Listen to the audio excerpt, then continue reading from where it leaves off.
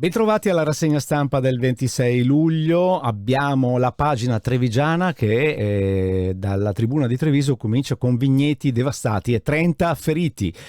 Super grandinata sulla sinistra Piave, per il Prosecco perdite fino al 95%, solo a Pieve 700 auto sfondate, danni alle aziende, insomma un'apocalisse. Poi vedete sotto le notizie comunque collegate con le fotonotizie collegate a tutta la faccenda. Chicchi e come noci, persi 50 milioni, danni dappertutto, insomma, albero che crolla sull'asilo, una cosa incredibile, bucato l'antico orologio del Duomo da un chicco di grandine potentissimo.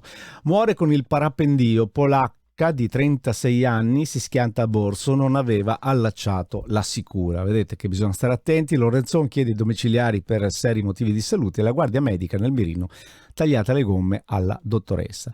Stasera a Suoni di Marca sulle mura arrivano i Righeira e poi c'è un recupero, quindi ci sarà anche diretta su Cuba e Radio Company e qualche altra sorpresa, non ve la perdete, sarà una serata molto interessante anche questa. Andiamo a vedere il Gazzettino invece, che cosa dice questa mattina il parroco di Gloria: non giudico, prego per tutti chi ha deciso il fine vita.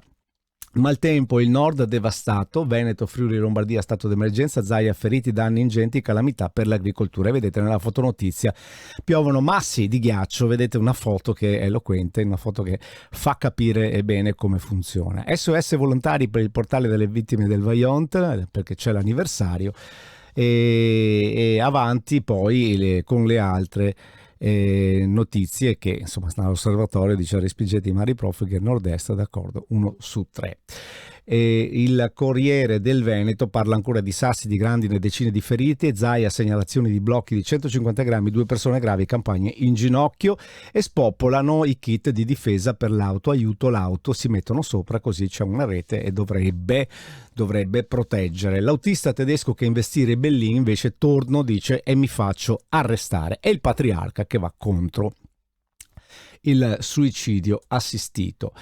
Andiamo a vedere la pagina di Treviso invece, la pagina di Treviso di Notizie Plus. Vedete maltempo, ecco le info per inviare la relazione dei danni subiti e provare a farsi risarcire. L'ospedale di comunità trasloca in via Scarpa. Vedete che anche qui si parla molto di maltempo, danni e feriti. Zaia dice vuole indennizzi per i veneti, grandine, Coldiretti, distrutti anche gli impianti di protezione, qui si è bucato anche le reti, una cosa incredibile. Bene, è tutto per Treviso.